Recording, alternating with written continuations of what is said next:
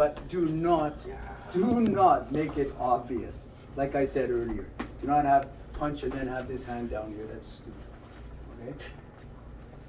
And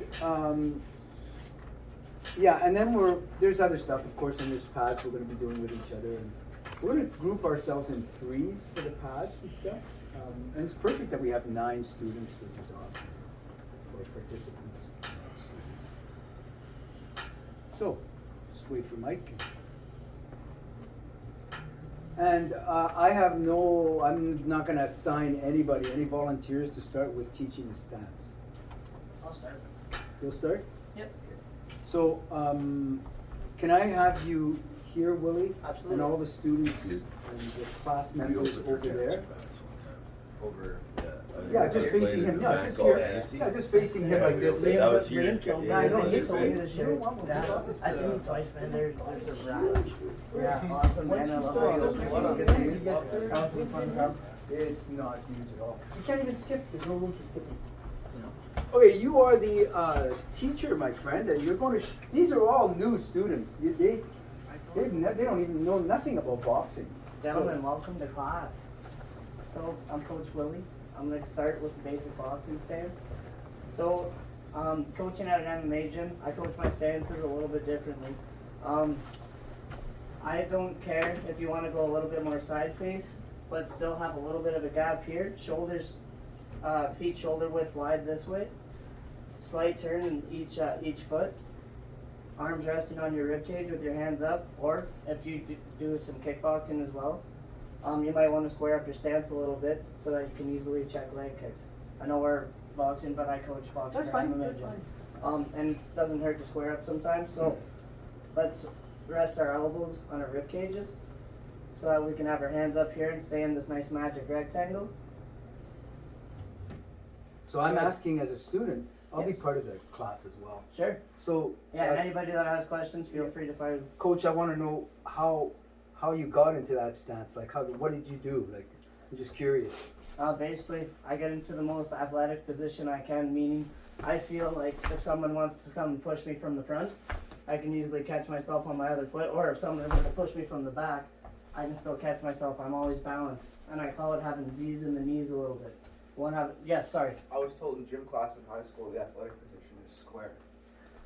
And very good. That's a football thing too. As a lineman, right? You start off like this in almost like a wrestling stance.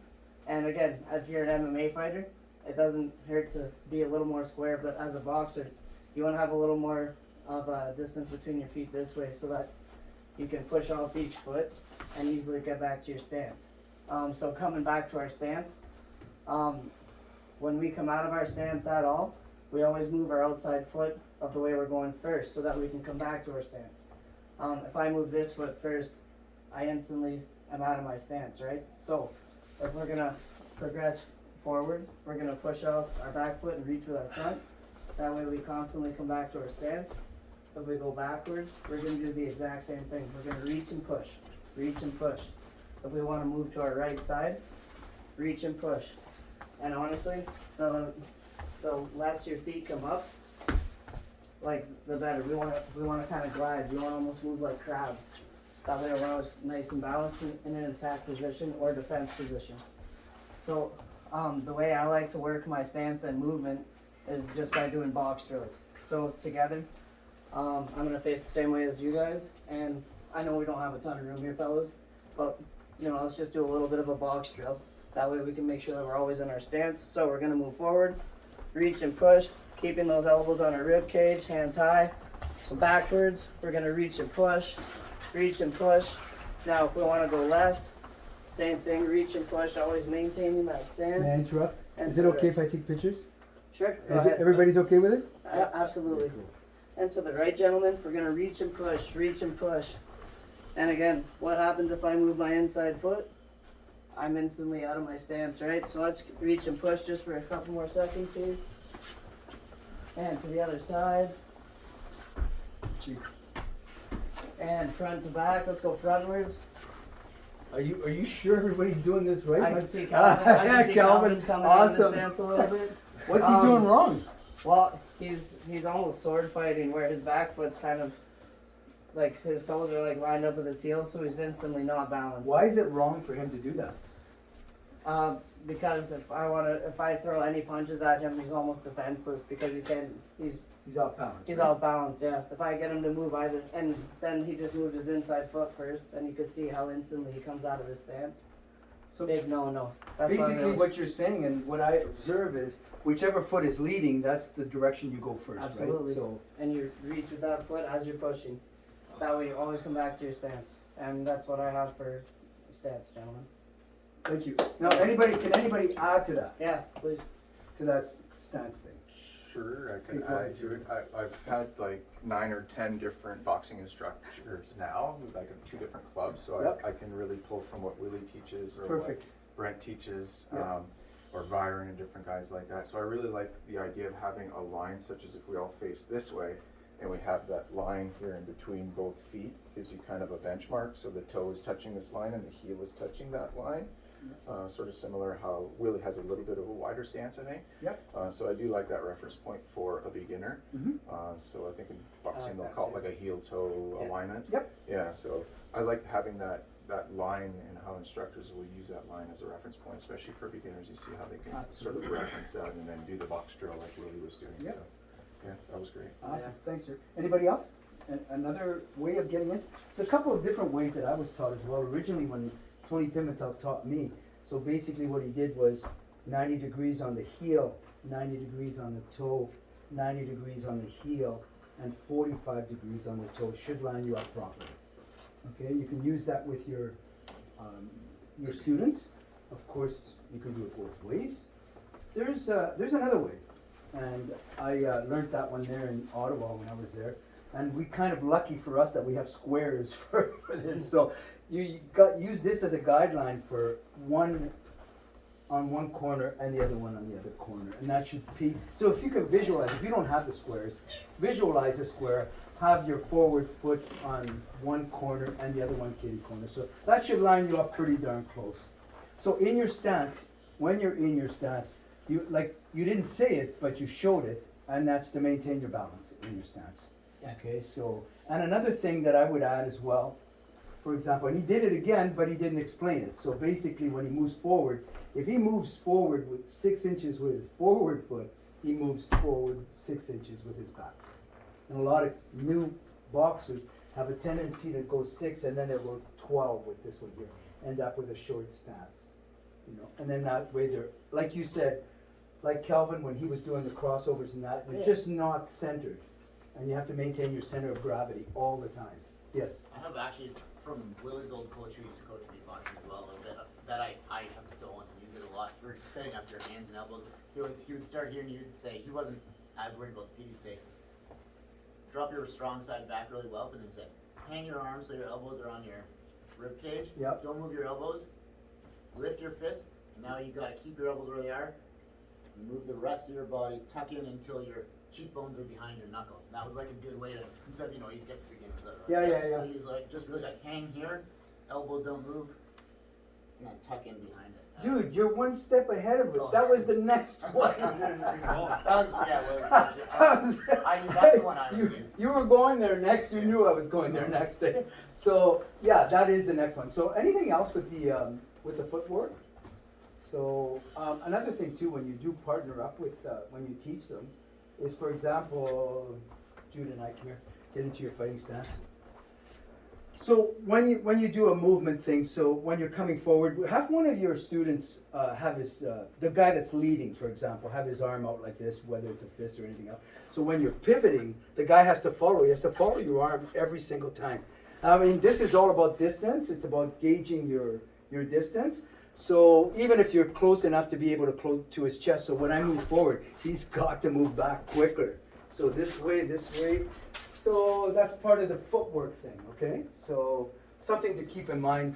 That way they're always focused on being in front of that instead of following off the center of the focus, eh? So in our curriculum, are we separating stance from guard from footwork? Is it We're three separating separate everything groups? right now, Okay. so yeah. So I wanted to do the stance. That was the first thing.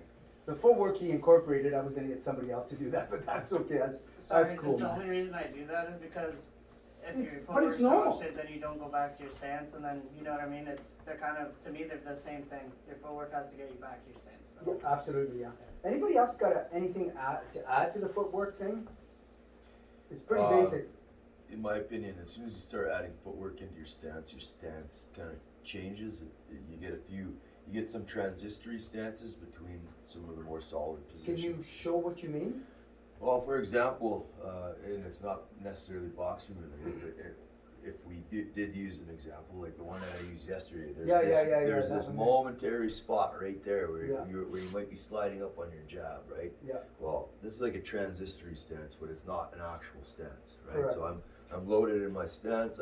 I come into this position just for a split second. Somebody takes a picture. That's the stance I'm in, and then we're back to our regular position, right? See, So as you start adding footwork in, or for example, like when we're stomping lacrosse, right? Now I'm in this more square rather than this like triangular linear type of position, Right. or we're on the outside and now we're in this. Yeah, type of if you're doing a stance, hook, of course, a wider stance. right? So now this is a stance for Correct. a second, Correct. but then we're going to return back to this position. So as Correct. soon as you start adding footwork in, Good you got a point. can of worms, That is a good point. right? Yep, absolutely. Somebody takes a picture of you doing this. Yes. Some goon on the internet's like, look at Look this at loser, this doesn't know how to guy. box. That's right. Yeah. That's right. Good point. Right, or you're pendulum stepping, right? That was coming next. Jesus, you guys are way too. Wow. That's what you get when But you got yeah, as soon as you add experience. footwork in, you're out of stance, Yeah. right? Okay. So Are we having going said guard that, next? having said that, Or footwork next. no, you're going to do the pendulum. Come here and teach the pendulum step. Pendulum step. See, that was coming, and then Are we teaching? next We're looking at footwork. what's that? Footwork in general. Yeah, footwork and Okay, so pendulum. I You don't label- need in this. Sorry, Jess. I just want to mention the hands don't need to be anywhere right now. This is all just down. Okay. So, hey, he's going to teach you the pendulum stance All right.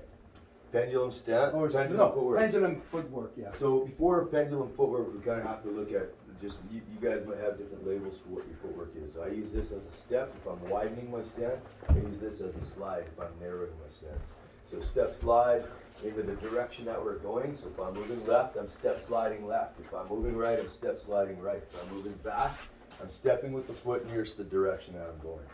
So we're always in balance that way. Sometimes we'll break that rule where we'll slide step. We just talked about that. It's not always going to happen. There's a few exceptions to the rule.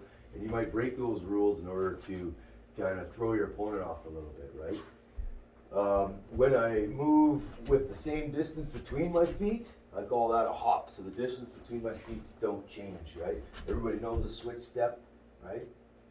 Oh yeah, No, they're you new guys are all students, brand man. new. So if we're in this You gotta left lead teach 'em. stance here, okay, we're in a left lead, we're in an orthodox stance. And I want to maybe load up my lead hand for power. And I don't know if you guys use this a bit, but I like to do a switch stepping hook quite a bit. So when I'm in this loaded position, my rear leg, lead leg are loaded, I'll throw a switch stepping hook. So that's when I would use this. I'll switch step Oh wow. and I'll turn my toes out. And what I'm doing is I'm taking my lead hand and putting it in a power position, right? This left lead stance facilitates my right power shot if I'm strong side right? So you're going to take your power shot, put it to the rear hand. So sometimes you want to take your weaker hand, your left hand, if that's the case, because it might not be. But I want to load that up with power, so I'll switch my stance, okay? Why does that give my left hand power? Because biomechanically speaking, the tools at the back are more powerful. They're loaded, they travel farther, we get more rotational momentum. You get a little more body weight in your rear power tools, right? So if you want to get that lead side maybe a little stronger, one of the ways you can do it is with that switch step. Okay, so that's an option. Because we're talking about that, some people like to take their strong tools and put them in the front and take their weak tools and put them in the back. Okay, I fight Southpaw, but when I teach I always do orthodox, right? But my style actually changes as soon as I switch to Southpaw. So now what I've done for some is I've taken my strong tools and I've put them to the back. Now I have two sets of strong tools, okay? So my strong tools are in the lead, my weak tools are in the rear, which makes them just a little stronger. So That's a good point. something that you can play Good with. point. And it's Yep. it's a tactical change as well, because the way your tools match up to your opponent automatically changes the way you start using your body and your stance, it's different than what you're doing in orthodox. So sometimes you might be having trouble with a certain opponent, and switching leads, not randomly, but for a reason, can help you, change the game plan a little bit mid-flight if shit's not working out for you. You're left side dominant though? Yeah, you right with your left hand? I think you're right with your left I'm hand. angled. Oh, okay. I golf right, I shoot hockey left, I throw right, but I write with my left. Yeah. So Okay, so thank you. And so the pendulum, there's another aspect of pendulum stepping. And basically what that is just hopping back and forth like this. Have you seen this before? Back and forth, okay? So I don't want to be the teacher here, but does anybody know this one? Willie, come on over here. So I want you to teach them to do that. So this is important because when you're fighting with someone back and forth, you can do this for footwork by jumping back and forth, coming in, throwing your punch. I'm teaching it. I'm not supposed to So a lot of teach- guys, Sorry. when they do the pendulum, when they're doing the pendulum, kind of like almost more like a hop, like we're doing here. Yep. It's good to get moving laterally as you're doing it, because even though you're moving back and forth, if I just stand here and do this, I'm still a pretty easy target. Get used to moving in a circle and doing it.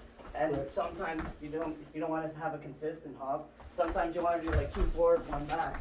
And another way to use this pendulum step is using it in the middle of a combination. So, for instance, we'll come in jab, cross, jab, and then we'll come back in with the jab, cross. Yep. And using the jab on the exit pendulum step. So, come in, jab, cross, jab, come back in, jab, cross. So, everybody find a little space, and you're gonna step in off that back foot, jab, cross, jab, use the jab to push yourself out, come back in, jab, cross. Keep going.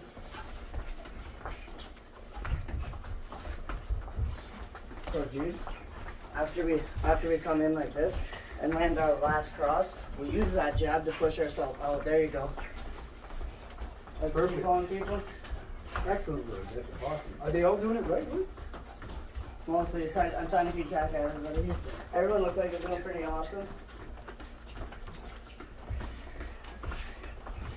Excellent. Calvin, get those punches out there for me. Exactly. Turn them over to me, buddy. Turn them over to me. We found the clown joker. We found him. Yeah, lovely. That's awesome, Kelvin. That's what, keep him on his toes, man.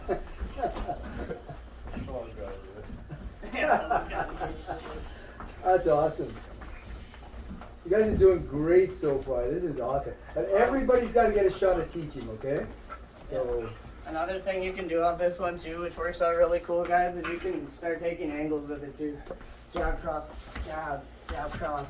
beautiful. So going on a 45 too, Yeah. looking down the guy's Beautiful. ear hole. Yeah, beautiful. For another example. Yep. Okay, someone else. Awesome.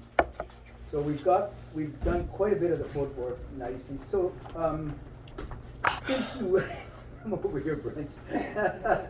So you're going to show your students where the hand positions are and body position as well, the upper part of the body as well. So teach your new students. So they've already learned the stance, they've learned the footwork. Okay.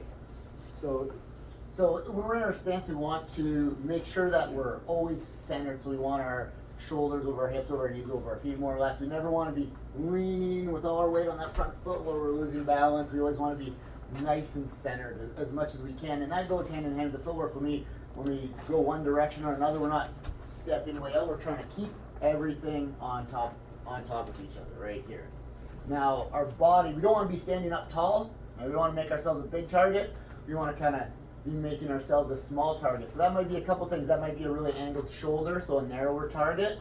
And we kind of want to have a curve in our back both ways. Can I borrow somebody to kind of demonstrate? I'll borrow Jesse. So if Jesse is here, we don't want his shoulders back. We don't want to have good posture up straight. If I hit him and he's hitting up straight, right? So we want to have a curve in our shoulders this way and a little bit of a curve in our back this way. He's a little bit stronger stance here, and now he's hiding behind his hands a little bit more. So think about that. Everybody's always told you have good posture. Well, when we box, let's have shitty posture, right? That's we want to have shoulders rolled a little bit and back rolled a little bit, just what your parents have been telling you not to do at the dinner table for however long, right? So we want to be rolled forward, rolled here. And we always, wherever we go, we want to stay in that stance, okay? So I'm gonna just want you guys to work that kind of box drill, thinking about shoulders rolled, back rolled a little bit, hands up, and just in your stance, working that step slide, but that Jesse was mentioning, but staying in that stance, and then I'll talk about your position. Position, good. Make sure your elbows stay tucked in there a little bit. Yeah, we don't want to give somebody a big body shot. Make sure that's in, good. Knuckles up, yeah, if you feel comfortable. Yeah, get those elbows in there, Calvin. You're gonna get rib roasted. Knuckles, chin Whoa, down, look chin at down, those chin shoulders, down. man. And relax, and roll those, Whoa, roll I those love shoulders. Jonelle Sullivan. Yeah, That's awesome. Jesse's ready to bare knuckle boxing Oh, you guys, you're 1903. exaggerating. All right. Yeah, dude. Now our body position when we punch is really important too. Lots of people can Oh yeah, keep sorry. this. May I interrupt? Yep. Show them how to make a fist properly.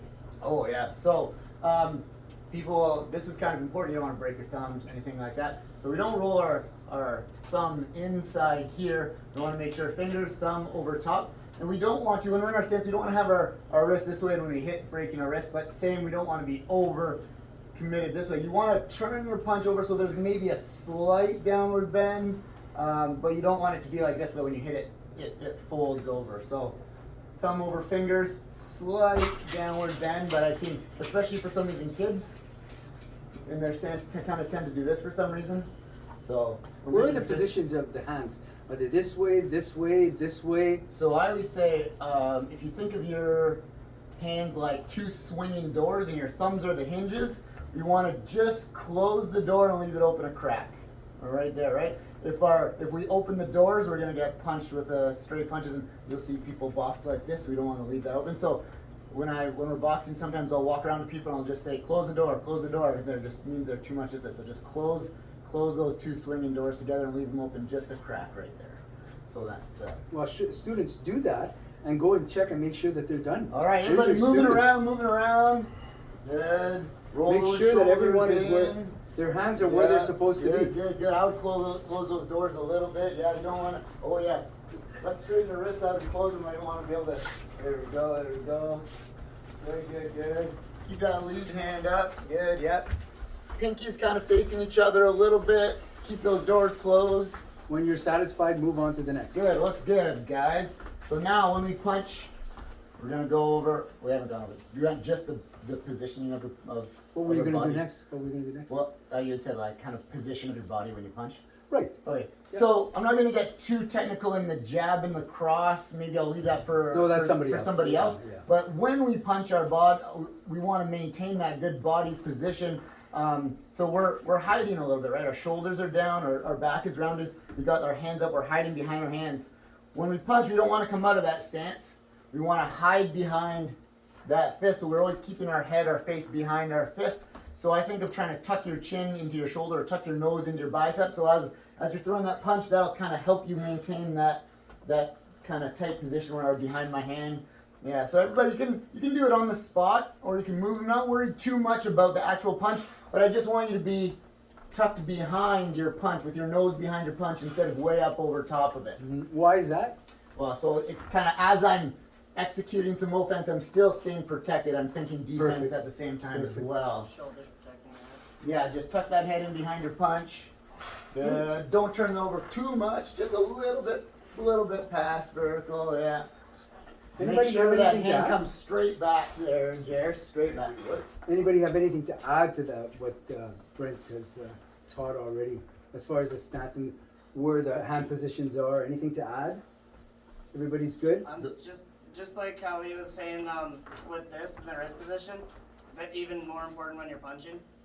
So make sure that when you throw your punches, just like how he said to turn your hand, just make sure that you don't do something like this, and Overextend. you know what I mean. Overextend. Have your wrist Right. flexed. Make sure your bones are lined up and you land with these. Well, that's next. That's coming up with the punches. The, One other thing. Oh, sorry, Brent. I was gonna say when I talk about like always being behind your punches instead of over top, the like kind of metaphor that I use that people like is I say, like, if you're spying on your neighbor over the fence. I'm like, you're not gonna pop your head up over the fence. They're gonna smack you when you're just up. You're Yeah. gonna like look through the fence, right? That's So cool. look That, through I the like it. fence, I so- like it.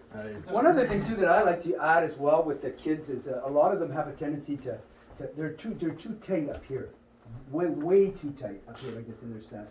Just tell them to just relax, take a couple of breaths, relax your shoulders, keep your tummy a little snug, and I find that to me is like the solar system, man. That this is the sun, everything radiates from here, from your abs. So when you're throwing, you stay totally. Oh yeah, that's next. Sorry, I'm way ahead of this thing. We'll go into that next. Thanks, Brent. That's good. Unless anybody got anything to add to that? I like to add to that.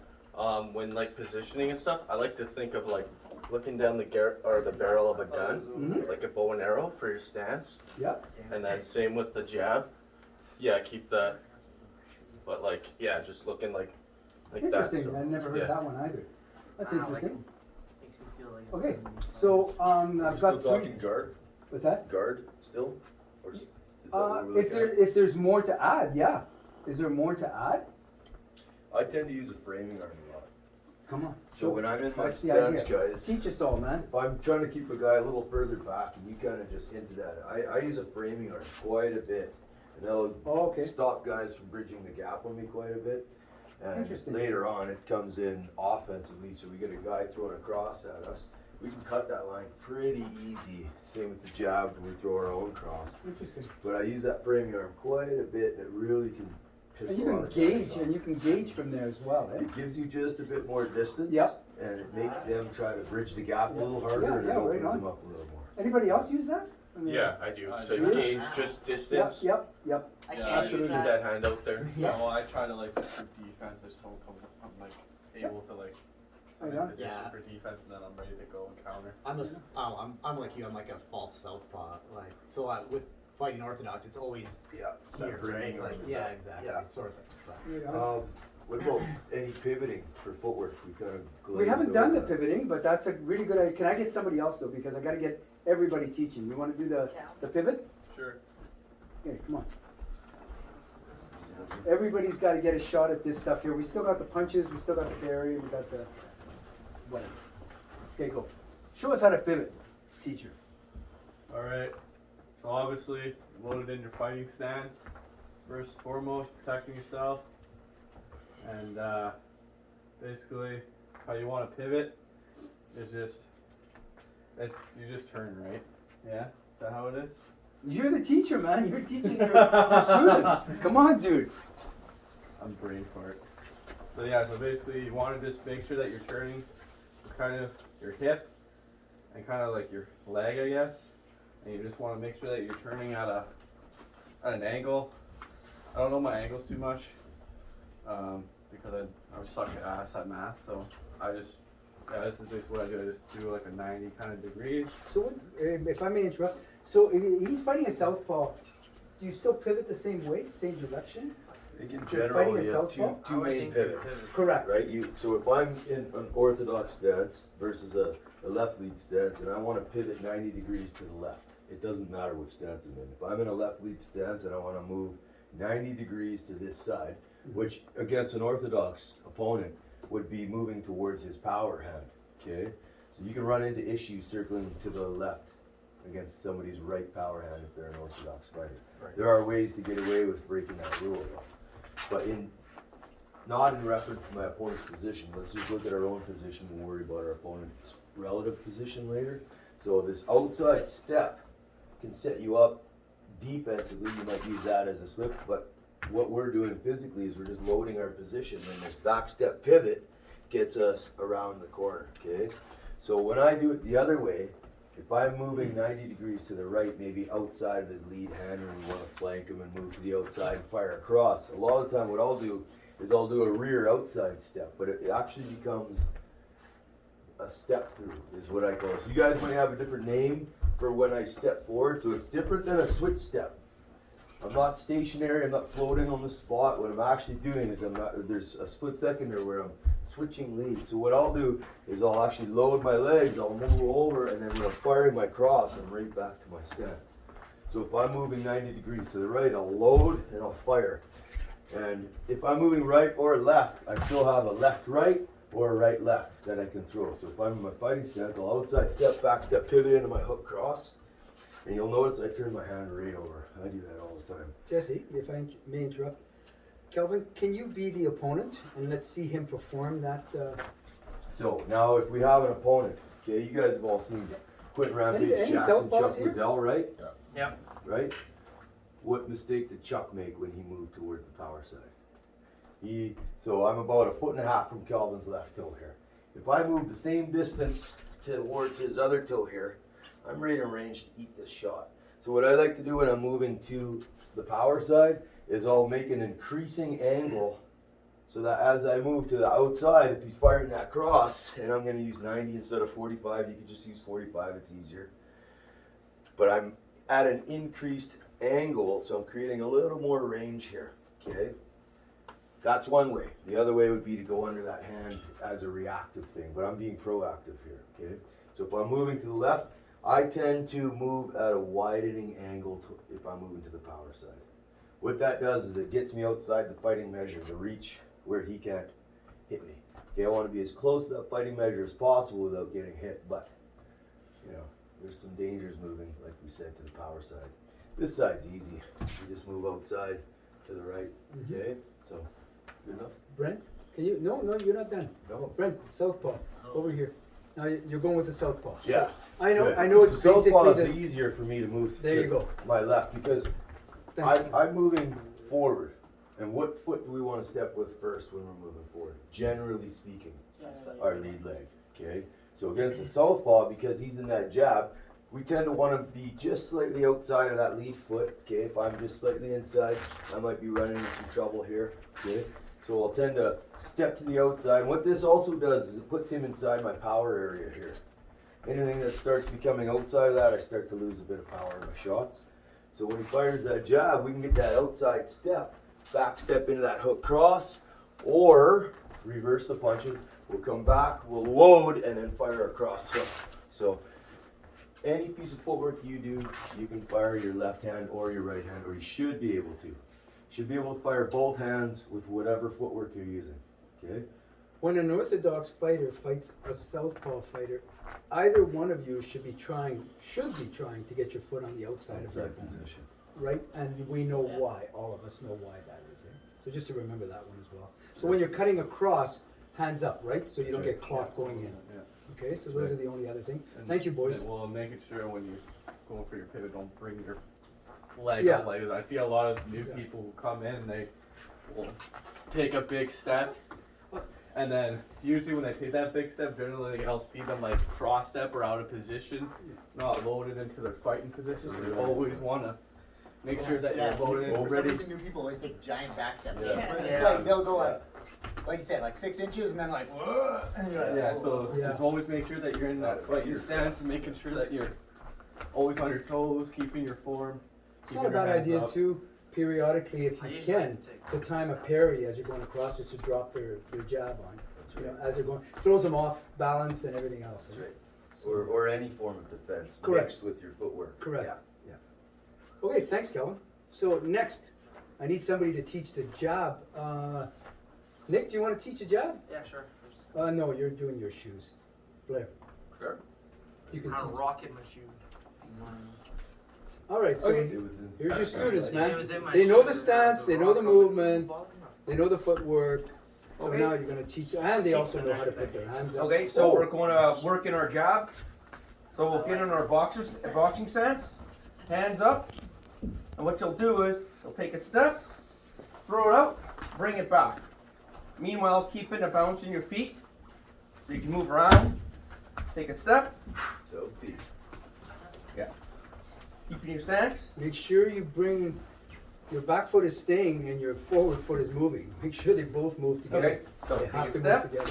Otherwise, these guys will be doing it wrong. AP, I'll teach the next thing. And that, okay, Forward. that's the one thing, you guys gotta remember that, like, that's super important that you maintain that stance the whole time. You cannot be doing this, We got a student. can't do that. We got a student that Because- does that. because you're extending yourself. If the guy pivots off that on your jab, you're done. You're done, you're off balance, you're going down. So even if you do, you throw your jab, the guy pivots off that, you get hit, at least you're balanced. You still maintain your center of gravity. That's super important. Do So you how does it ever work anchor for this your one? rear You foot? take a step forward, you got this one loaded back, you can throw like that too though. Do you ever anchor your Like rear just throw foot? to the body. So if we're in and out, because that's what If that's Wilder, that's what Wilder was doing against Tyson. Tyson. yeah, and again And it now was that left of the body. And he was yeah. low And and, then he long, did a turning right right hand over to and the coming body. back. He was anchoring his rear again, foot. yeah. Then he did a right hand. But on you're the talking body. pro boxing here too. They do all kinds of things that amateurs do. Still not, got you know what I but, mean? you know. So yeah, I'm just trying to go by the book here. That's all. Like Yeah. I mean that could be done. But again, remember that when you do anchor, like you said, look at the stance. Look at where you're at. I mean, you're so vulnerable if you're fighting against somebody that knows what they're doing. Defensively, you're vulnerable.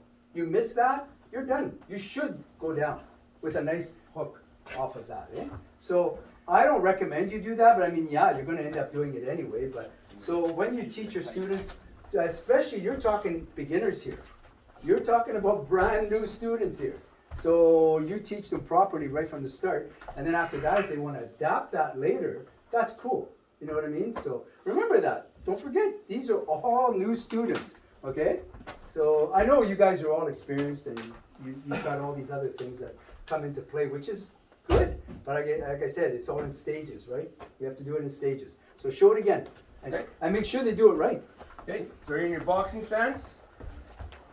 You'll take a step, and you always keep your back foot on the balls of your feet, so you can load up for a cross. Meanwhile, keeping your hands up.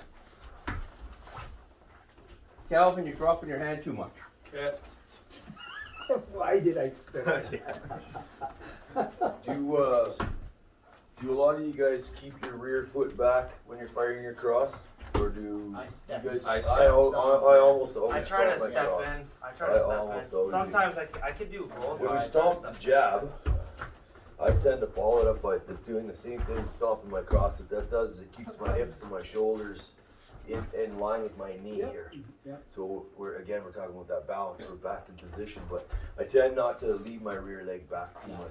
Same. Yeah. I I find try that not I'm to just go. shooting. Push it out faster. You guys bring your trailing leg up a lot or do you leave it back? It's 100% like the most important thing. Like if I get to the legs, Yeah. with this leg Trailing is back, leg I'm comes still up. screwed. This Yes. is the most important thing. Gotcha. Say it again. I wasn't paying attention. Say it again. He was just asking how this. So like just like if I That's can a really wrestling step with question. that back foot in wrestling, if I attack here and I leave my back foot here and he sprawls on me, I'm in big trouble. That's right. But if I bring this foot here, Trailing leg this up. trailing leg Yeah. comes up all the time. So it's like it is very similar footwork to jab cross, right? So. Yeah, you're essentially over penetrating Yeah. at times. If your lead leg's in position, you leave that trailing leg back, Yeah. your hips are. Well, sometimes Falls on you. sometimes what I actually do, and it's very similar to your switching to throw that opposite side cross, Yeah. is I'll shoot instead of shooting inside, I'll go outside Outside step. step. Same Nice. thing, right? Nice. Same, and then you don't have to worry about bringing the trail leg back; it's already there. That's right. But so it's the exact same footwork as that switch step cross that you were talking about. Yeah. So when throwing a punch, there's two schools of thought here for a jab. And I noticed, do it again for me, please. So watch when he throws his jab. He's lunging forward, and there's absolutely hardly any twisting of the hip on that jab. Some of them like to force it forward, like a rod coming in, and then there's others that would like to pivot into that jab. Okay, there's a pivot, and there's I don't know what you'd call that, like a Straight thrust. straight Well, thrust. it's kind of just like a preference. Right. So preference is who does the straight thrust? Honestly, Everybody I do do once that? in a while. Everybody Yeah, pivot yeah. and with a twist. So does I like everybody to do my twist hands at the end when you Yeah. punch?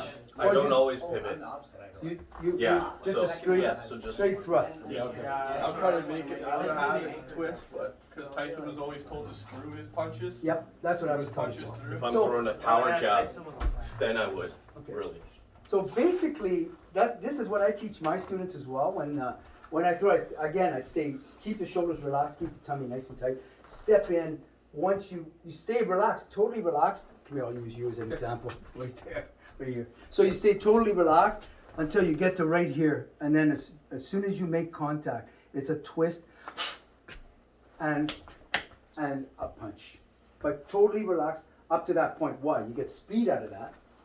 You get focus and control on where you're going with that, and you've maintained the energy. You haven't exerted any energy whatsoever until the moment of impact, and then that's when you snort through your nose, tighten up your abs. The whole body tightens up right at the moment of impact, and then relax again from there. I really like that. I know you were talking about it yesterday, and as you were explaining, I was like, oh, I like that explanation of turning through your punch. But bringing it back to, we were talking about, how would you coach that to two females? Why not? I don't know what you mean. We were putting your hands right in their chest. Oh, I'm not teaching them. Oh, Oh, yeah. God, no, I never use a woman for. Oh, No, God. but even for each No, other. I misunderstood. But even for each other, right? Like if you have two girls. Oh, the working girls together- don't care about touching each other. Yeah. Yeah. No, they really don't. Well, so no, I think normally like we've got a lot of competitive women who wouldn't, but two. I'm thinking like two brand new soccer mom coming to your intro boxing class might, right? I'm thinking about like retention. That's an interesting. I've never run into that problem There you ever, go. but I've never used a woman to do what Oh I yeah, just did. that's not what I meant. I just meant a new, like a day one woman who's like already a little bit nervous about coming into your boxing class. Like we've got our women who like train and fight and compete. They don't give a shit. But I'm thinking about retaining those new women who are already a little bit nervous and they're like, she wants me to punch this girl in the tit. I don't know. Might never see her again, right? Like. Or you have like a sort of an overweightish, deconditioned woman, and you then throwing shots to the body if you're paired up. Then as an instructor, You know, fail to maybe register that could be awkward for some women, but I want to add something, and I used to teach women's self-defense Yeah. and boxing and stuff like that, and I don't remember actually, I had to have done that, but I don't remember, it was so long ago. But I want to tell you about one course. Be careful when you teach something.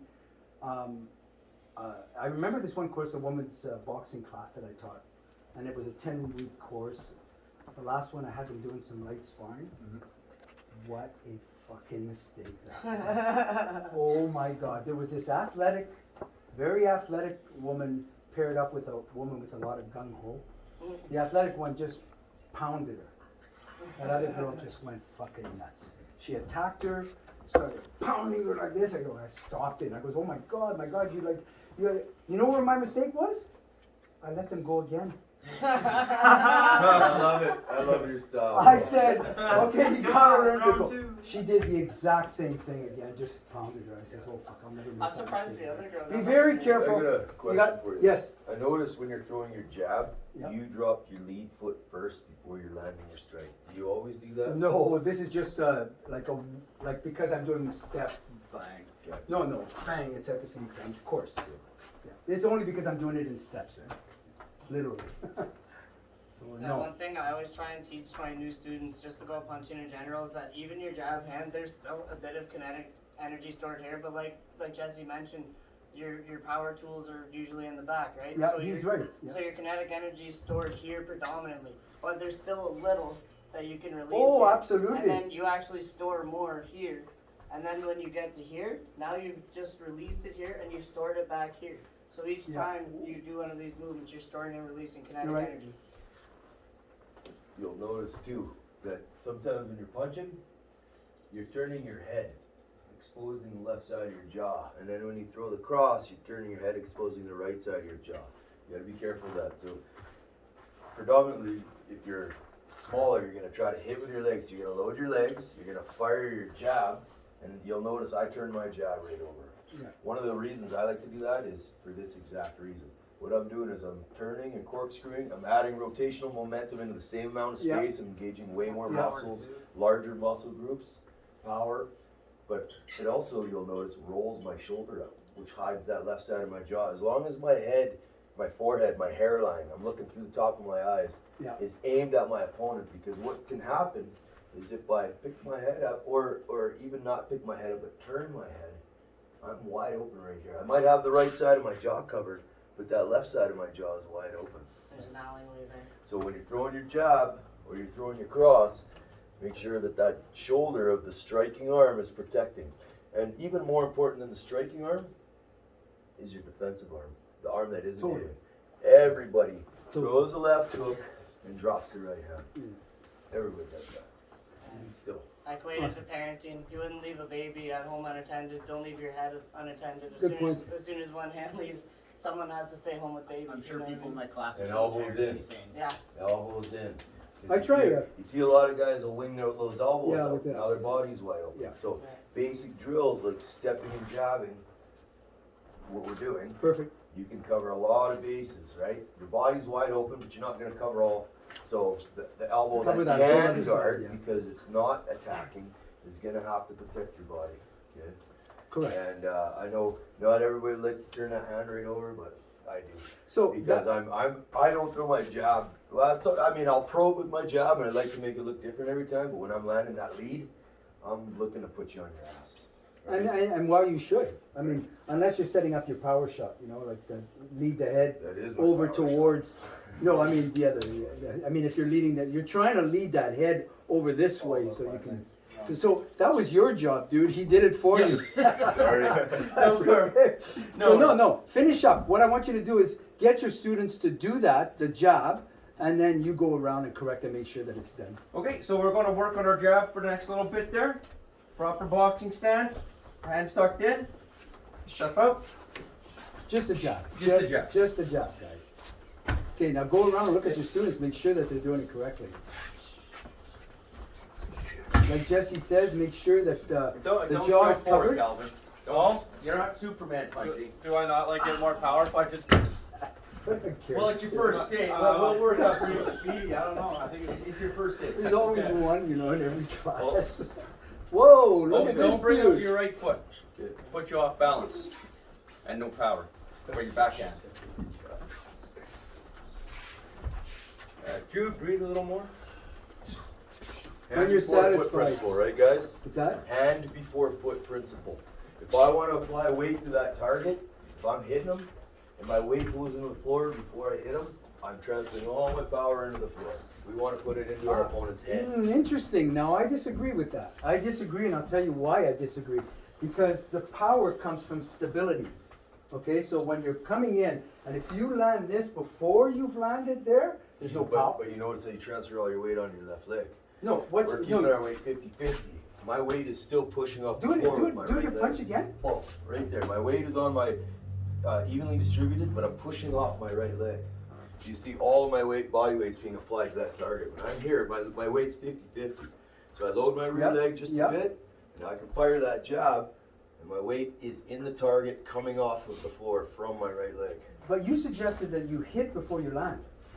It's microseconds. Yeah, okay. So Okay. So That's- like apply weight to this, right? I can put weight down onto the floor, Yeah. or I can evenly distribute my weight like a triangle here. And I can move my leg forward, and the further as I move this leg out, my center of gravity, my weight is dropping forward into this target. I'm still on the floor, but I'm hovering.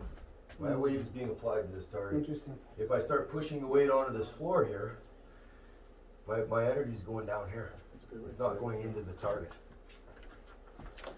Well, I mean, yeah, if you're talking microsecond, but for me, you have to be stable before you throw the punch. It's that simple.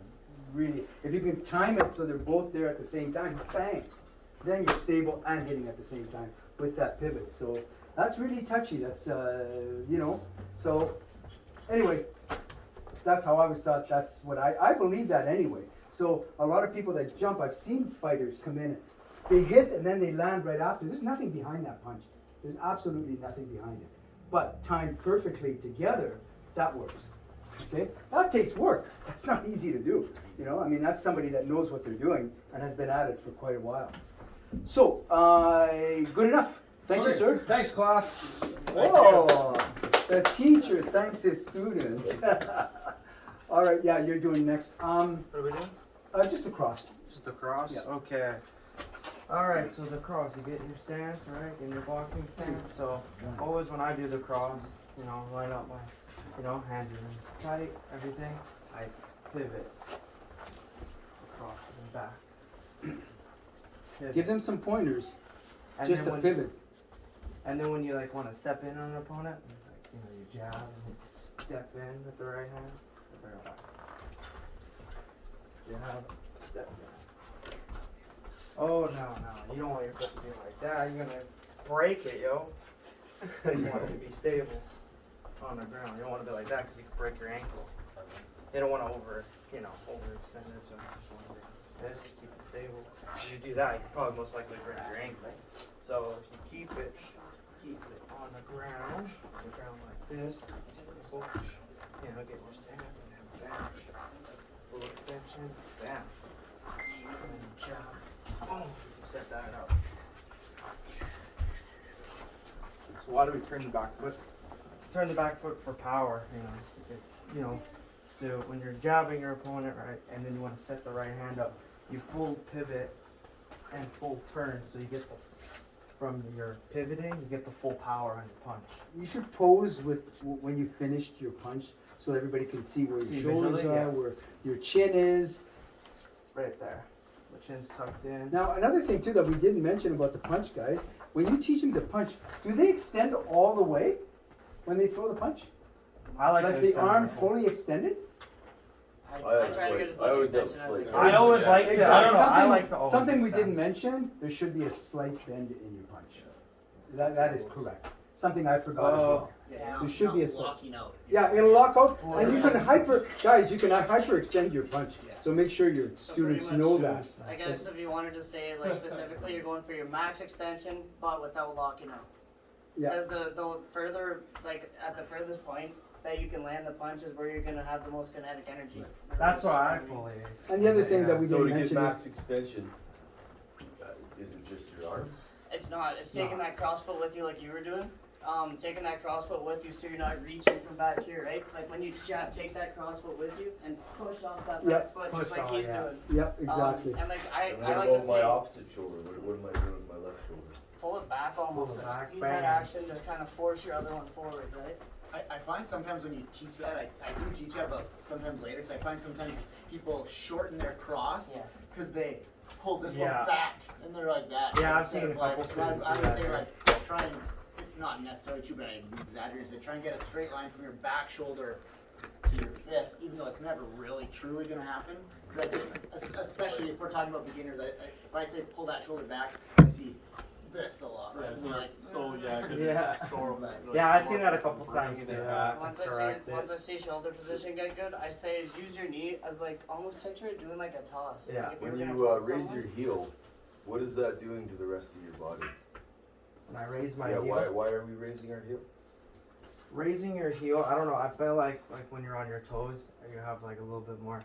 I don't know. For me, it keeps me more balanced. For some odd reason, being flat-footed, I don't like to be flat-footed. I always like to have I like. think a- you mean Yeah, like raising it and Good pivoting. point. Yeah. you're having You never to be push it flat-footed. across further with your Something we forgot to mention Yeah. as well. Keep So it that- slightly on your toes, That eh? puts your right knee under your hip. Is that why you're doing that? Yeah. So I always stay like I don't like to be flat-footed most of the time. So I just. Right. So you got a nice straight line between your knee, your hip, and your shoulder. Yeah. To do that, eh? And another thing with your punches, you gotta get them to punch through the target, not at the target. Okay, that's another thing you gotta make them think. I always tell them to make it appear on the other side with a target, and bingo, you got him, eh? Bingo. So, yeah, that's good. You know what? We gotta move, guys. Like, there's only 3 more things to teach. You haven't taught yet. Thank you. Thanks. Thank you. Thank you. Yeah. Okay, the parry. The defense against, well, there's 2, of course, the targets, right? The head and the body. So I need you to teach the parry to your students. And you mean like the parry, like, because we were talking about yesterday how, yeah, okay. So when we're blocking punches, like you were saying about keeping the door closed and stuff, you get in your stance and if someone's throwing, say, a jab at you, you can parry with either your lead hand or your rear hand. You kind of just want to turn your palm to it. You can, almost like you're holding pads, right? If you come to block it.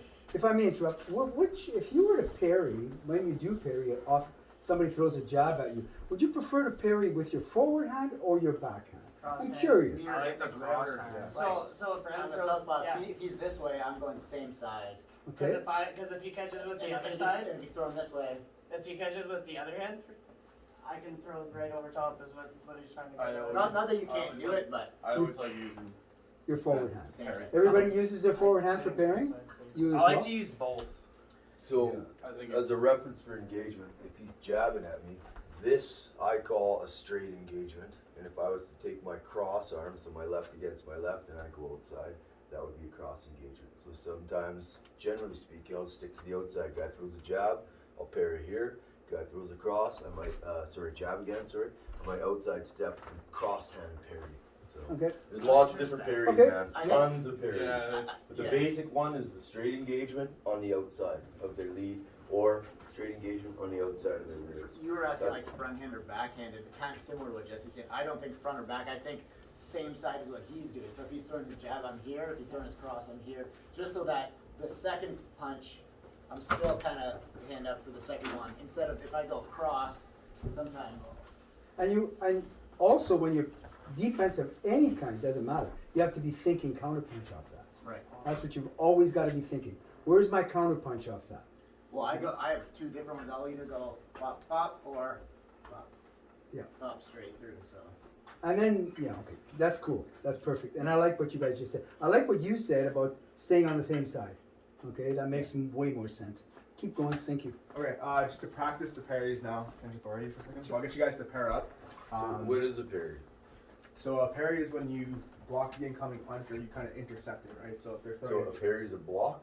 no, it's a interception. I would say. Okay. A block is when you're like absorbing the force, where the parry is kind of you can redirect it or you can Deflected. deflect it. Yeah, deflect is the right word. So yeah, I'll get you guys to partner up, and one partner will throw a 1-2, and the other partner will parry, and then just go back and forth like that, and I'll come around and make sure you guys do it right. No, yeah, you're the teacher Yeah, today. yeah. Okay, so get them to work on their parry. Jab, cross. And please throw both punches, yeah? So check it out, make sure that they're doing it correctly.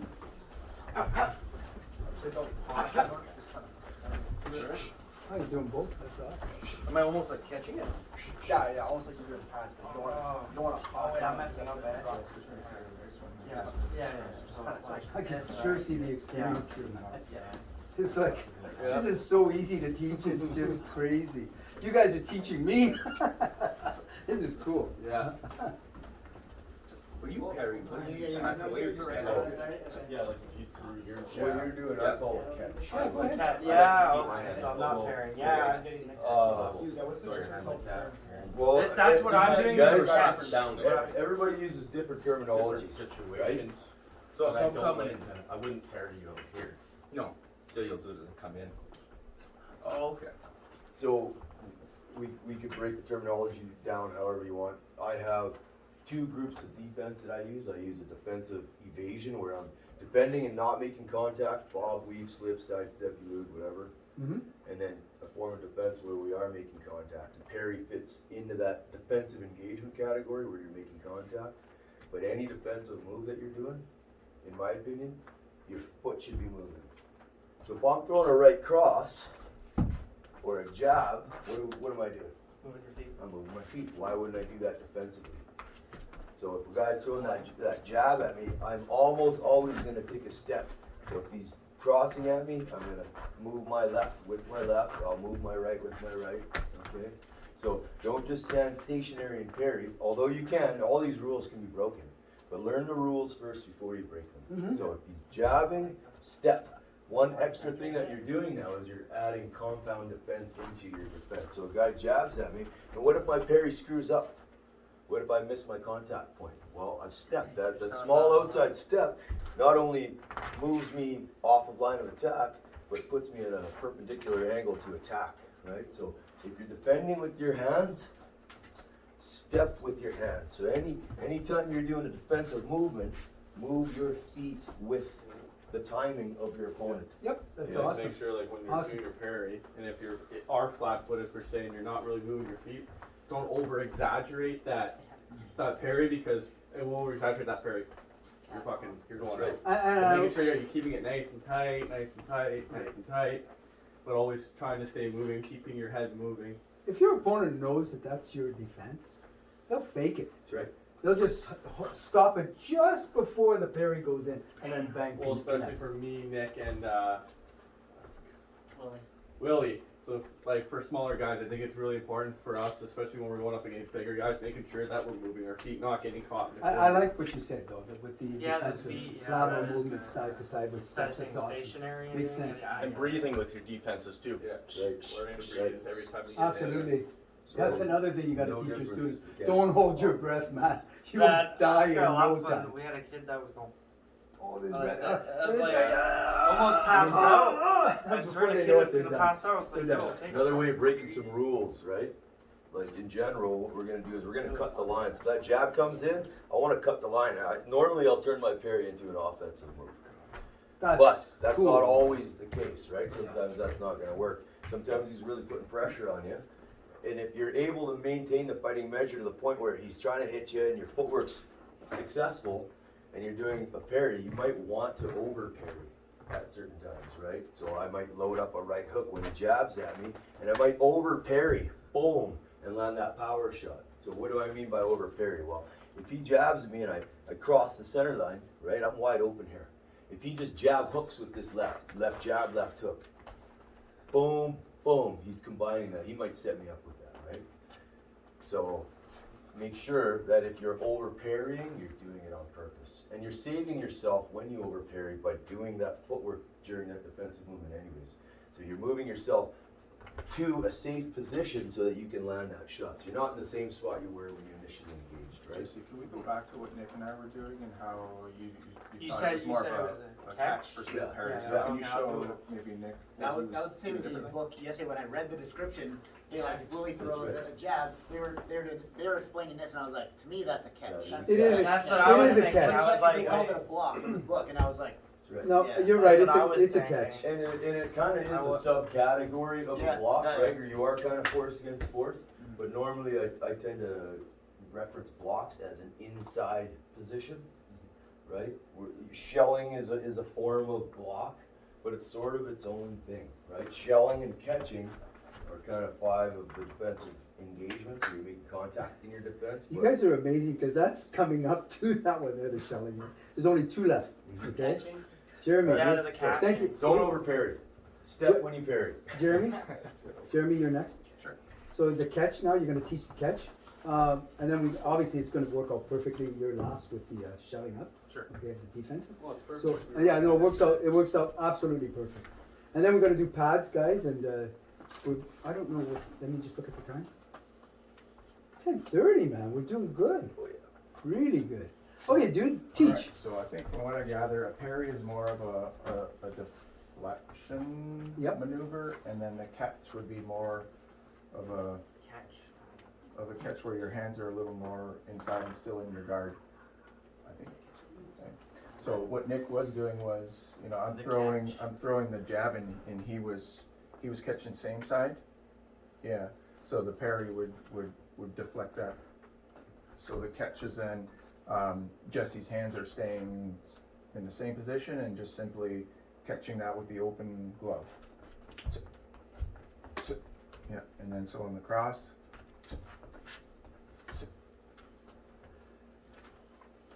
You guys want to pair up and give it a try? I have to just interrupt. You know what, guys? I'm forgetting about the body shots as well.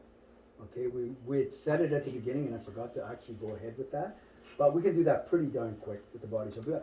You all know body shots. You know, the block is. It's really simple, but we'll just do it, practice it, so it's done. So we'll finish this off, and then we'll do the body shot. Alright guys, so pair up and we'll practice the catch.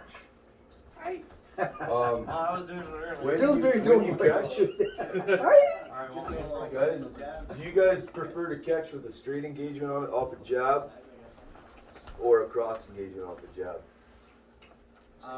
same side. Same side. Yeah. Why is that? Why do you like to catch with that one? I just teach beginners that mainly. You can take outside steps. You can use your lead hand to deflect it and step outside their jab. Absolutely. But for beginners, One of the I don't reasons know, I I'm like not it is it leaves my left hand free to counter jab. So instead of using a cross engagement, which some people think will open you up for that cross, Right, if you're in so the wrong typically that's what I place, like, it yeah. will open you up for that cross. But I like catching that straight engagement with that catch because it leaves my left hand free to counter jab. I love Absolutely, that. it makes That's more more sense. defensive. Way more Yeah, sense. Yeah, just, It's like Yeah. you don't cross traffic, right? Then you're gonna get into an accident. You know. It's pretty Yeah. good. That's exactly what you just explained. All right, class, pair up. Let's see the catch. Yeah. Look at the way he's punching. Is that the way you punch? Let's go a little straighter. A little pep. Let's go. Oh, you're gonna get it now. That's a parry. We're catching. Yeah. There you Move, boys. Move.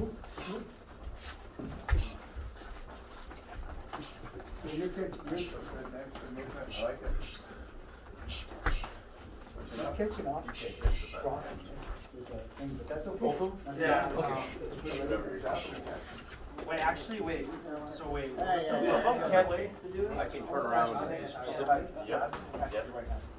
Or at the exact same time. how does that work? Okay, throw on you. Catch. Okay. So if I threw here, you can catch with this, Oh, okay. and then you can just, Oh, okay. or you can catch with the exact, like if you threw this, catch. Oh, because I'm just catching it. What? Yeah, you're Okay. What an easy class to teach. You better become a facilitator. You should be teaching these too. Yeah, taking the course. Oh, I So got you you. can do these courses. Yeah. Hey, I'm gonna tell you, you're a natural at it, man. You're a natural teacher. No, you are. Definitely. You should really think about it. But I don't know. You know You what? I will. I'll keep working think my about it way. because, man, We you got can. step one. Why not just keep going, right? Exactly. If I do one. No, I'm gonna tell you. Throw the other I've been doing this a long time. You're a natural. You're not stepping on the jab though, right? If you're in southpaw, left lead, doesn't matter. If I'm throwing that jab, I need to step. Okay, don't just fire from that stationary position. There you go. Just like that? Yeah. So it's like. I tend to, again, time the right and the right together a little more as opposed to breaking them apart. So stepping, punching, stepping, punching. Try to put them together just a bit. So step and punch, step and punch, step and punch. Yeah, that looks good. There you go. Okay. Yeah. Okay. So the only guys, there's a couple more things, and like I said, we didn't do the body defense. Body defense, we all know what it is. So basically, keep your partner and start throwing the jabs to the body, either one, and just block with your elbows. And let's just look at that. Could I have the teacher? When we're blocking with our elbows, are we Oh yeah, shelling okay, or yeah, are we you're right. parrying? You're right. Let's teach it. Sure. Teach the block. Okay. Correct. Sorry about that. Okay, so we all know our stance, we know how to throw punches, and I'm assuming we know how to block the head. So, keep your knees bent, and when you're blocking to the body, if it's coming to this side, I just like to kind of just bend in a little like that. Is it a straight punch to the body or a hook to the So body? if it's a hook to the body like this, Gotcha. just straight punch, I could even just kind of tuck in. Tuck the body, make sure the head also is covered. So there's two different blocks to the body. Right. You can block by closing or by elbow, right? Yeah, or by just kind of, So something that I've used with because like I told you before, I always teach a slip to start with. So when I teach a slip, I always teach them to bring their elbow to the opposite knee so that the head goes at the same time and you're also blocking your body at the same. You don't know. You can't tell me that you know where that punch is going. You cannot know where that punch is going. So you might as well block both, okay? Or slip and block.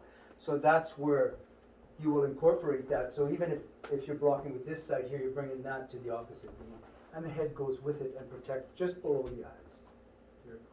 You'll miss, the slip will happen and the body will happen as well at the same time. And then you're already set up for the counter punch. Always think the counter punch. Make them think counter punch every single time. Every time they do a defense.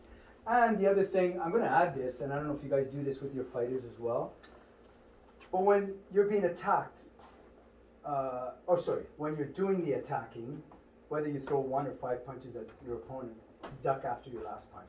Doesn't matter how many you throw, because there's some good counter punchers out there, and you just don't want to be nailed. You don't stand there and admire your punches, and then stand there. Once your last punch is done, boom, 1 or 2 ducks.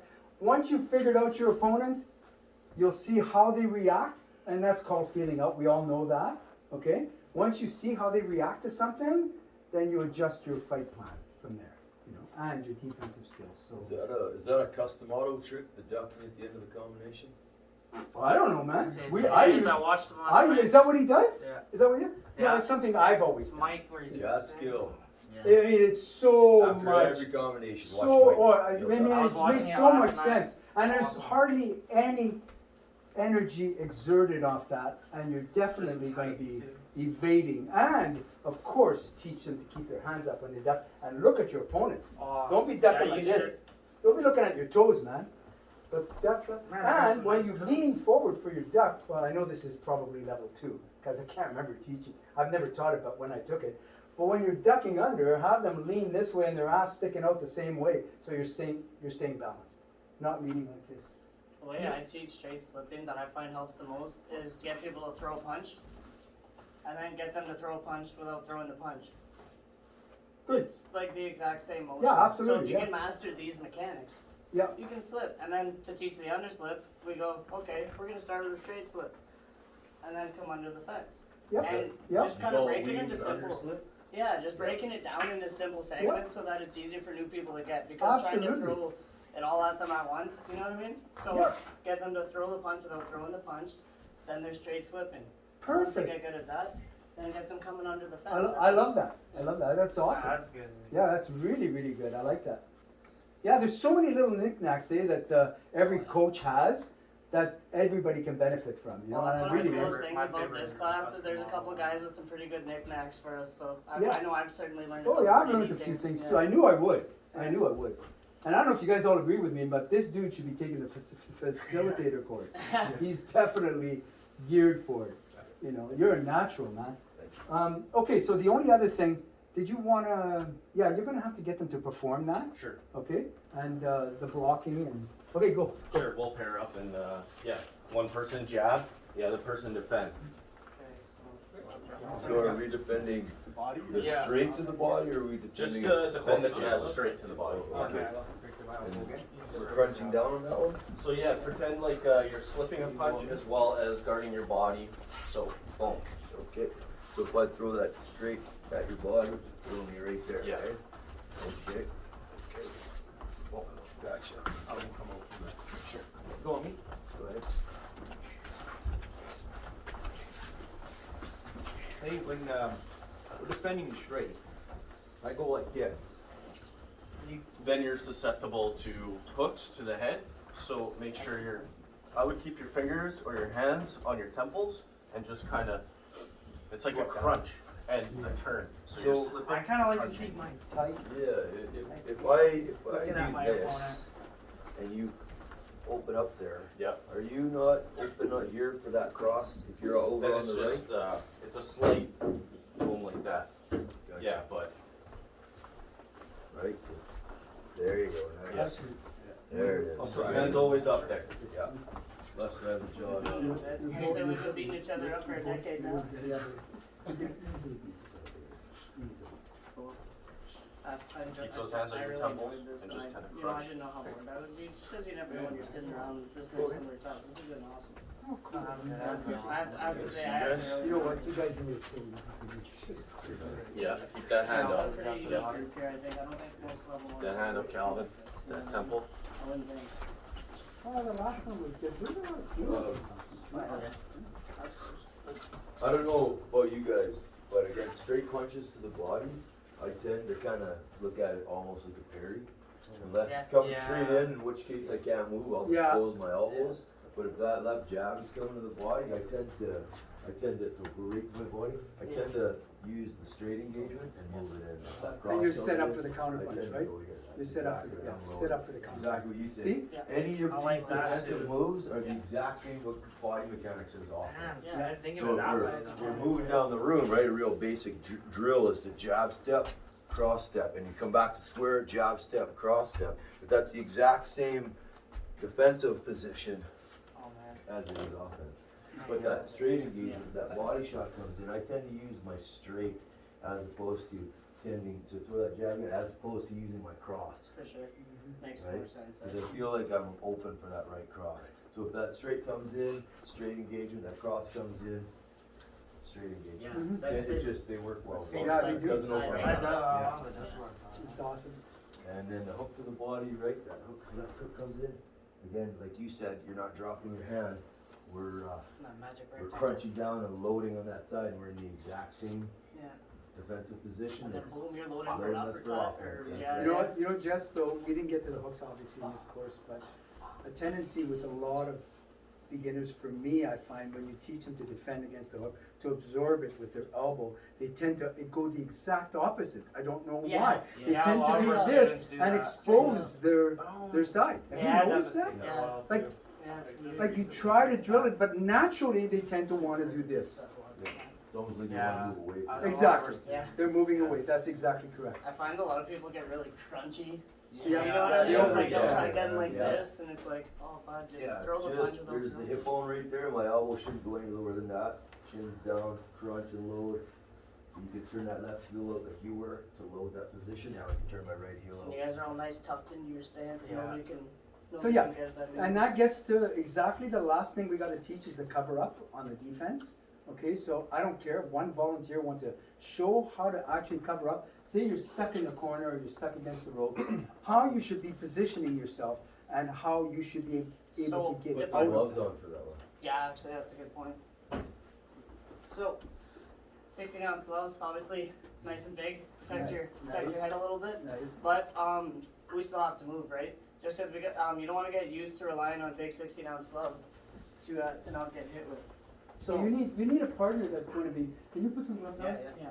So Sure, my green ones are over there. So when we're blocking, we want to cover our face, but we still want to be able to see. So if I'm like when I notice Frank turn up, or sorry, Peter, I don't know why I called you Frank. Hey, all the When time you you grab run that, Frank. it's almost like you grab your ears kind of thing. And when I do this, I can still see, and the only thing really exposed is the hardest part of my head, my forehead. So Brent's coming into the corner to light me up a little bit.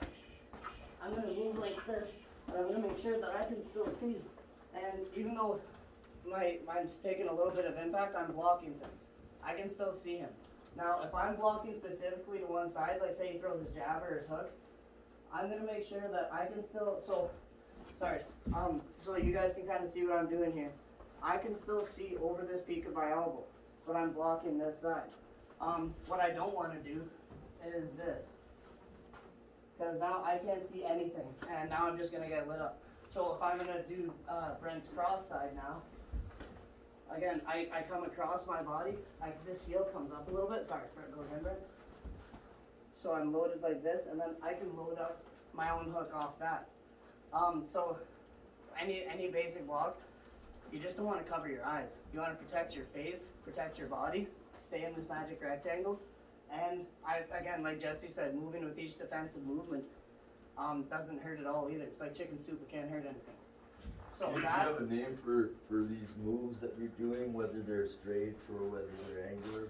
I don't really have I just call them, like you say, a normal block, a basic block. I call this a shell. This Yeah, I the call I a call shell. this a Yeah. wing block. Okay. A wing yeah, block, The yeah, wing that's- block. yeah, I like I that like terminology. that. Yeah, so we'll call that a wing block. So when you do the wing block specifically, you want to make sure that you take some of that kinetic energy away by rolling with the punch a little bit. That I'm blocking my head, that I can still see my opponent. So again, if Brett throws his right hook at me, I'm gonna try and take some of that kinetic energy with me. I'm gonna block, and I can still see Brent. So actually, here, I'll do it from this side so we can see a little better. And then we come back, and then so if he comes with like a rear hook or something or a cross, we can go like that, and then I can attack off that, right? Okay, now, if I may add, you're stuck in that corner now. Get in Sure. the corner. Can we look at one thing, just quick on Yep, footwork? yep. Do that again. No, you're landing that hook, and he's doing it. The rear hook. Yeah, so just give a little name to what's going on here. So do your absorbing step with your right foot. Okay. So that right outside step becomes an absorbing step, and once it lands, it's now a loading step. Okay? Straight So the right outside step becomes a loading or an absorbing step, so you can take the force of the blow, and now it's loaded, and now it's a loading step. So it's three pieces of terminology: outside step, absorbing step, loading step. Does that make Really good on sense? straight slip too. really good on straight stuff. So Brent's So now attacking me what in the I, corner. what I need you to do is to be able to defend yourself in that corner.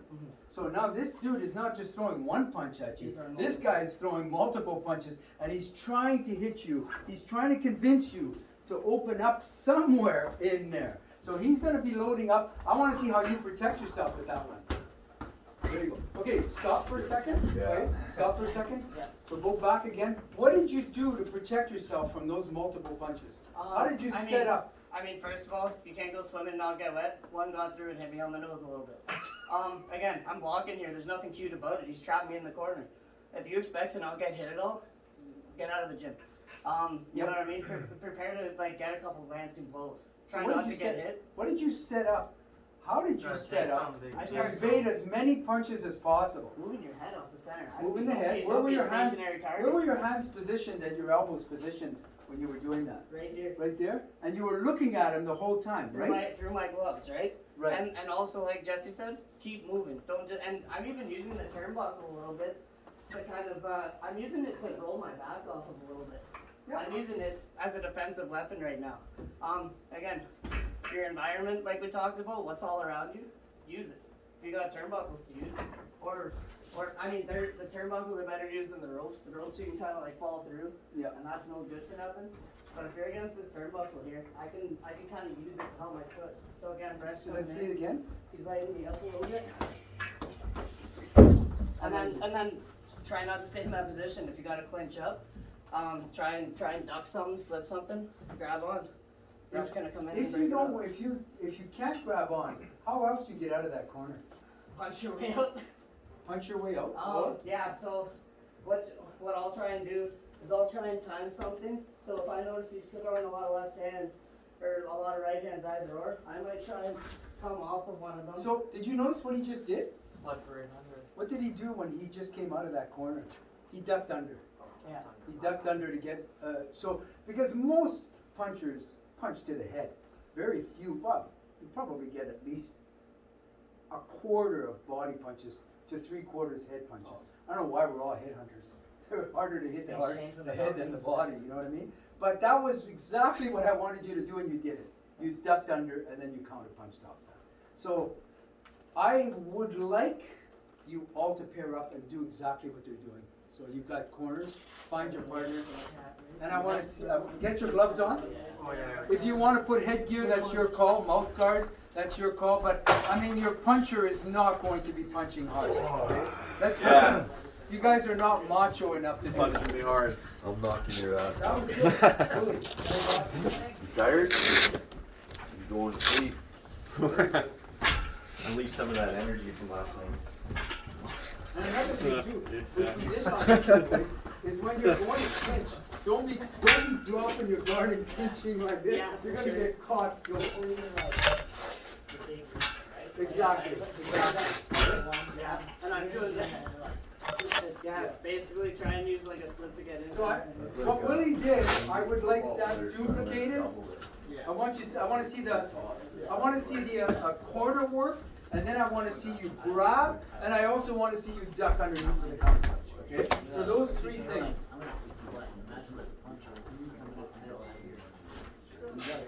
Could you pivot? Yeah. Oh yeah. Pivoting out is totally acceptable. I mean, in fact. No, yeah.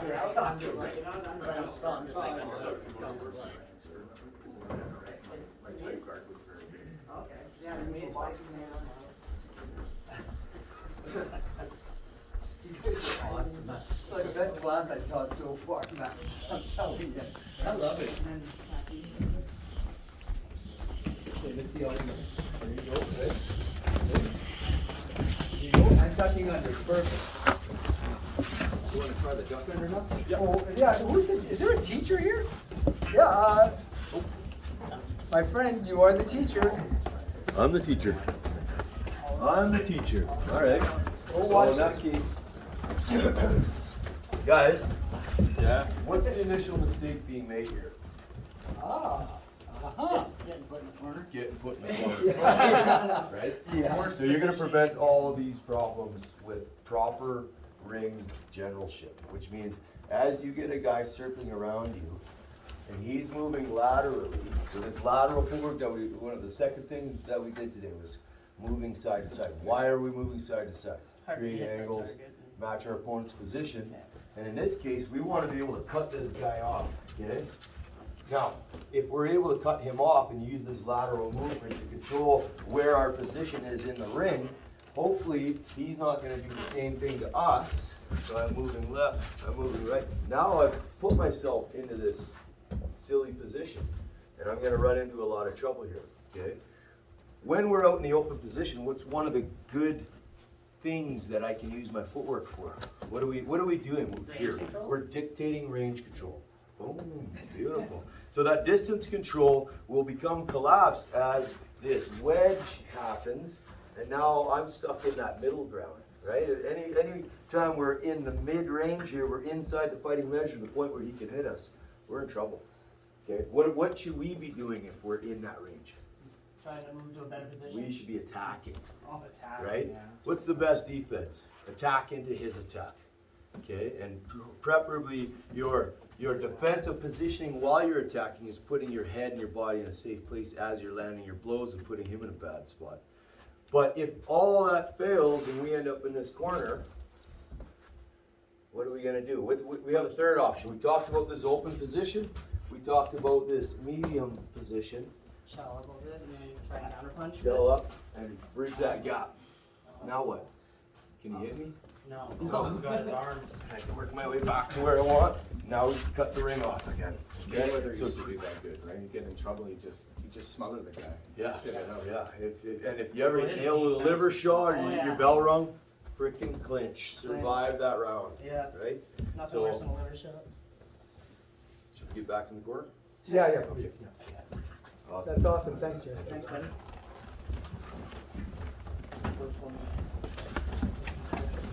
Okay, right on inside. When you're doing that, go back again. You're too far away, you're way too far away. Get right inside, get more. I'll try that jump under next. So yeah, we'll do it together. I'm just gotta, if I observe something, I'm gonna mention it. 100%. Jump, hands up, hands up. Screw it, I'm gonna wear it. Scott's got the arm. Feel that way. I think if you can get your legs behind your arm, just roll it. Yeah. Tyson Fury grabs his So- head up with the arm. Yeah. What are some ways, guys? Good. What are some ways that we can bridge the gap to clinch from being stuck in a corner? Like if I throw a big punch at you, Roll. then you slip. Right, slip, There's so one we way. have a defensive evasion, right? If he makes contact, boom, we can follow that hand in.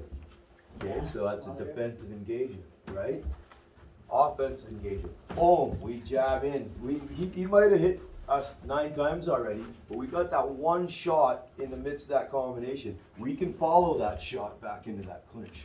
So now you have your offensive entry. So you have 2 defensive entries. You can move out and then work your way into that clinch. You can follow the arm in when you make contact defensively and get into that clinch, or you can attack in and get into that clinch. Does that make sense? Yeah. Another one I saw you do it, like on the, let's say if he's throwing a hook, is that interception, right? Like, Yes, that's right. That's super. Best form. Super effective, That's right. Yeah. Awesome, okay, I think that's good. Did everybody switch up? Yeah. Okay, so we are done this exercise, guys. So now we're gonna go move on towards pad work. So I don't know if you wanna maintain your threesomes that you had in the classroom there. If you want to, that's fine. Go find some pads. The other 2 in the team will keep their gloves. And we're gonna do some pad work. We're gonna see how that works. We're gonna correct each other. We're gonna watch each other. We're gonna give each other pointers on what we think is a correct approach to pads. Some Peter pointers. Peter. Well, he's got Peter, oh yeah, now you've got that little rhyme thing there. Yeah, there you go. Peter It was pointed funny. in and picked it back You to said figure Frank. out. You said Frank. You could have been like Frank. I think that's what it was, like, it's Italian. It's in Italian, it's in Irish. Videos up on YouTube, you should just do like a series of I was, yeah, I guess so. Cross. But I love the input. I knew this was gonna happen. David. I'm gonna get some John. notes Some from really you guys. good points That's just as a boxer because we just have different stuff. Here's an awesome question. I'm gonna grab a Can you paper. I'm ask that gonna talk again? to each one and get some notes. Sure. Yeah, talking about pivoting we'll have a couple. Yep. Oh man, like I don't want I work on it a lot, and I always felt good with pivoting this way, and the way Jesse was doing it, I've experimented with it, but it feels awkward. I think he's Pivoting the opposite way? leading with that right leg. Yep. So lately I've been trying to make that step and then pivoting off of here, but Mhm. I just presented that to Jesse and how he pivots that way He'll so ex- efficiently. He'll explain it.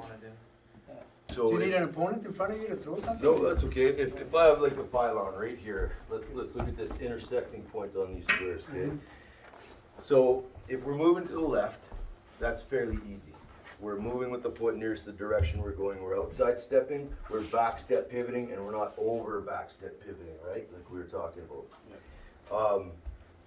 There is an opportunity here to break a rule, but we don't have to break the rule, right? We don't need to cross step and then outside step pivot if we don't want.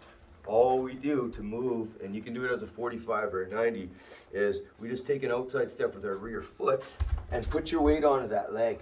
So when I outside step, I'll load onto that leg to turn that angle. But what happens a lot of the time is people try to steal the line of attack, like the point off my forehead. They try to get that a little too early as they're moving. But what you're doing is you're kind of stealing your own power. So if I'm with Calvin here and I want to move to that outside position, stay where you are for 1 sec. Yep. And I want to move to that outside position. All I'll do is step with my outside step with my right leg. I'll put my weight onto that leg on purpose, more so than I'd usually do, okay? But what that's gonna do is that's my loading step. So I'm gonna load and I can fire that cross off that, okay? Another option is, like we said, anytime I'm moving one direction, I should be able to punch with both hands. So what we'll do is instead of doing my footwork first and then firing my punch, I'll do them both together. So what we'll do is we'll outside step and throw a left hook, boom, into our right straight. So that should start to cover up some of the time that's being utilized there. So you're tacking into time as you're moving. So that left hook with that outside step puts you into a position where you can do what I call a floating step. So you'll notice I outside step and it's sort of a pendulum. Look, that's a floating step. Outside step, floating step. Okay, so we'll outside step and then you'll float into position. Would you guys like to try that on each other before we move on to the pads? Or And Custom Auto does Yeah, the Custom. D'Amato shift there, Yeah. right? So you got, look up the D'Amato shift if you want on YouTube, that'll help you. Then we're good to go. Man, I like everything he does, custom auto, like Yeah. his stuffs and everything. Alright guys, it's like 11 o'clock, so let's move on if you guys wanna go home. Yeah. But just a lot of good pointers here, awesome, I'm really impressed. Thanks, brother.